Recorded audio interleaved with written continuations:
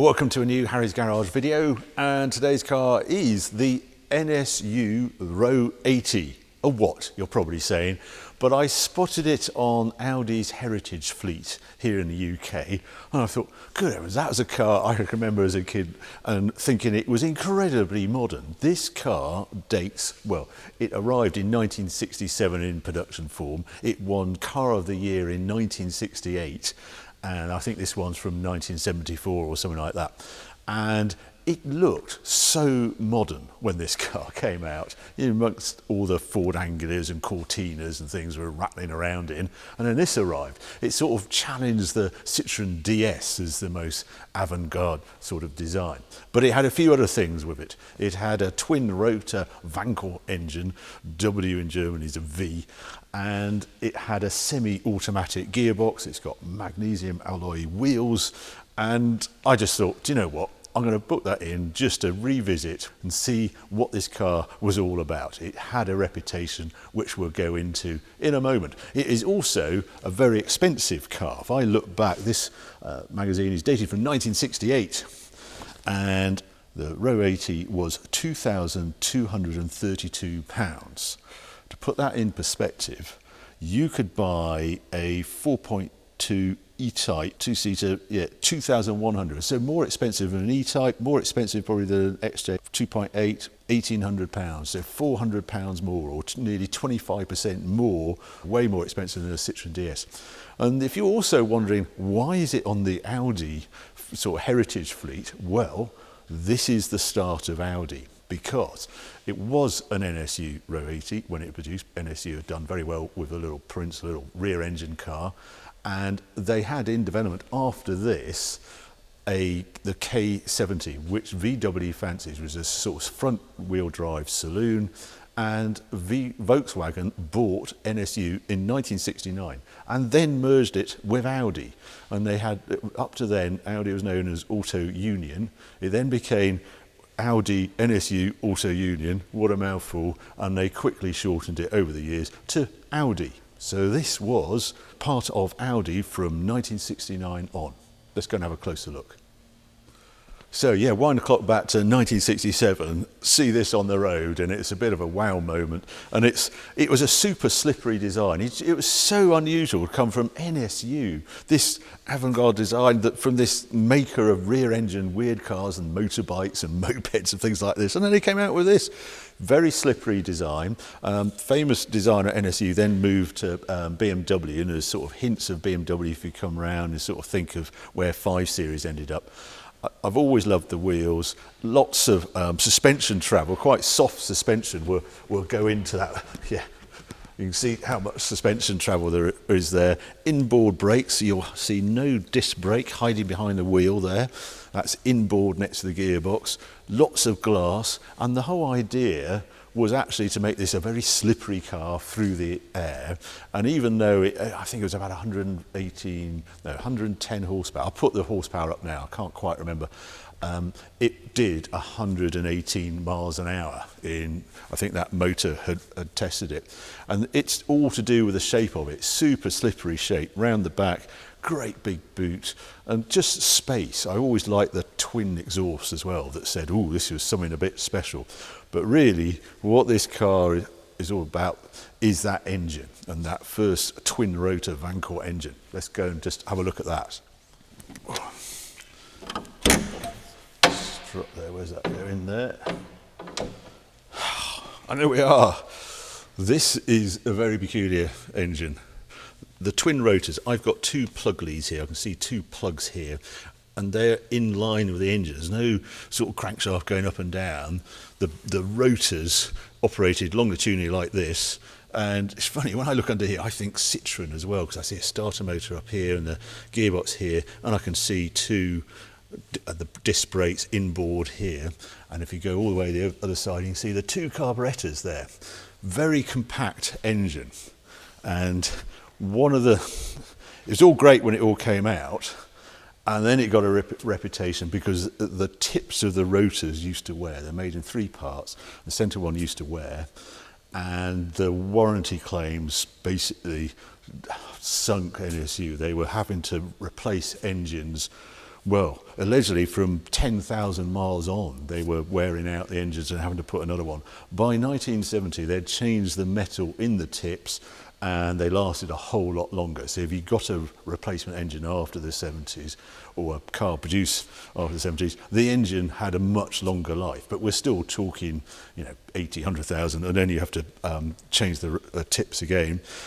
But it's the smoothness of this engine, as we'll see when we go out and drive it. There was a fascination with the technical of this. Well, was this a different type of engine that was going to replace everything, much less moving parts? Was this the future?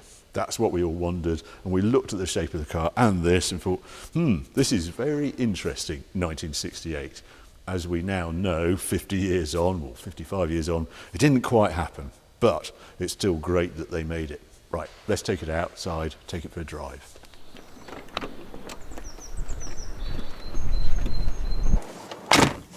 Always strikes you when you get into cars of this period, it's just the space. There's no sort of centre console. There's a little weedy handbrake down there and this wand of a gear change here.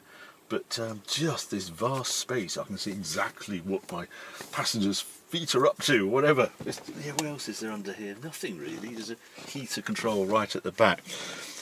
Seat belts are interesting as well. No buckle.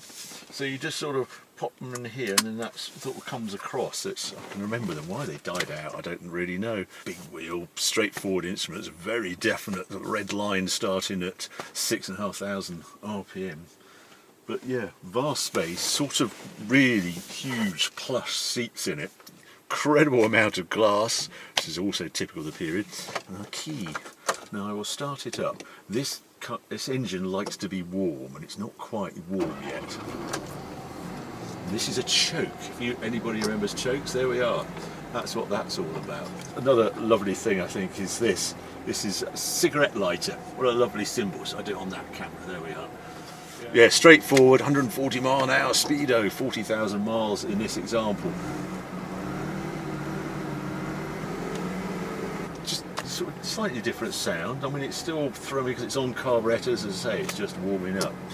And this weird semi-automatic gear change. So I've got a diagram here telling me where all the gears are. It's in a neutral. There is actually a park function there. So odd not pressing a clutch and having a gear lever, but if I come back there and I put it forward, and I pull it towards me, we set off, and there's a sort of torque converter clutch on it, a micro switch. As soon as I touch the gear lever, it knows I want to change gear. And off we go. Like that, no clutch, and I'm into second. Right, let's head out, warm the engine up, and you'll join me later on slightly better roads.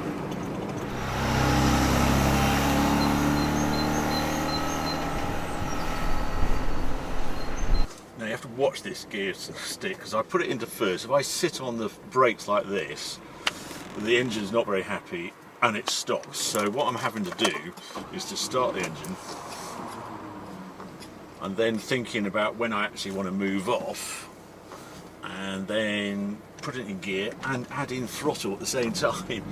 No way would you put up with it, today, but yeah, it's just a quirk of it. I think it's just the drag of the sort of this torque converter clutch means that it just needs a higher tick over and there's no torque there, which we'll get to in a minute. That's into second. Again, I'm not using a clutch. I'm not sure why did they just use an automatic gearbox? Why do they think it was a good idea still to have a gear stick, but this sort of torque converter gearbox? Very odd. And there's a gear wine. I have to, it just depends where I have the gear stick. Right, this is my normal squirt up the hill. I'm actually going to change down into first. There we are, I'm in first. And then we'll see what it does when I give it some throttle. Yeah.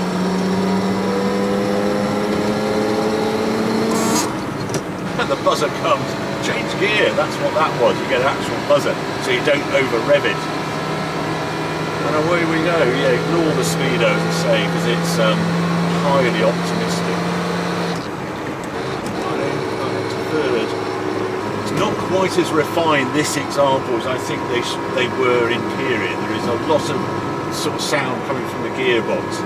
which is a bit of a shame because the highlight of this car was actually the smoothness of this Wankel engine, but I can't quite experience it, except at full throttle. We did get a bit of a move on.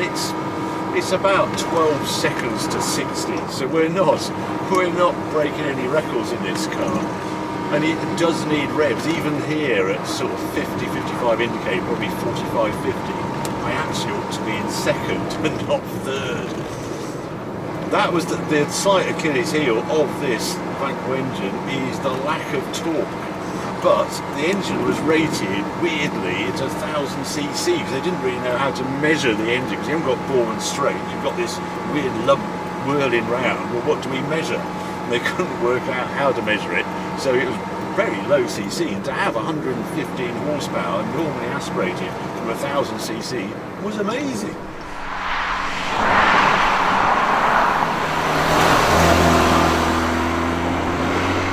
Right, I'm going to change down here to second, and then I'm going to chip it into here, and here we go. Whoa! Oh! Citroen 2CV levels of roll there. I did check, it's got anti-roll bars, but they're very warm, the bushes at the front. Now there are bumps down here, but they've disappeared. The negative of the soft suspension is the amount of roll. The positive, there's no bumps to feel, and then you've got this secondary sort of sprung seat. So it is a very comfy car to go in. I just wish it was quieter on the gearbox. It's just the roll. Not a lot coming through the steering, actually, steering-wise, but it's got the little tires, it's not moving about. It's a very different experience. The outside looks thoroughly modern, the look of it, but it's a bit vintage in other areas.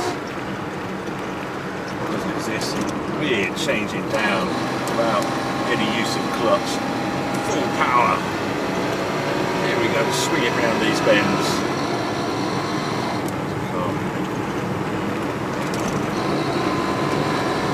Reasonably accurate.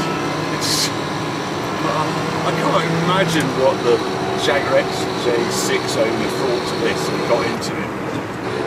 Sales were actually alright first few years. Carl here in Setia was doing like 8,000 sales a year. They sold 37,000 in all.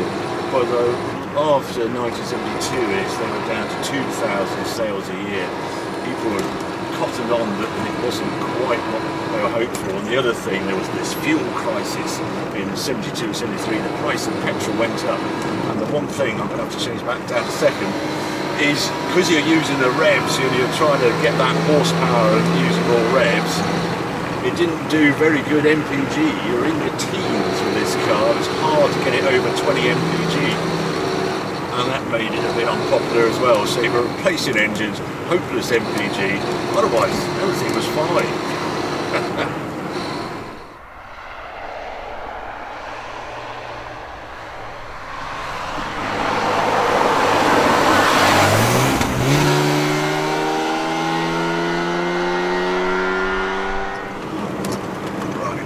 Brave am I feeling? Whoa, there we go. Yeah, there's a bit of grip. Gosh, I actually need first round now. Oh, I'm going to get round as well. I'm going to change here. Oh, there we go. Power out. Come on. R80. Might be the future. I love that buzzer when you get the red line is approaching. Around here. Oh, dear me. Well, there you go. Lovely to get in a Ro80, see what all about. It's basically as I expected, that it was a bit of an oddball car, some highlights on it, but God, I can't tell you how modern it looked in 1968.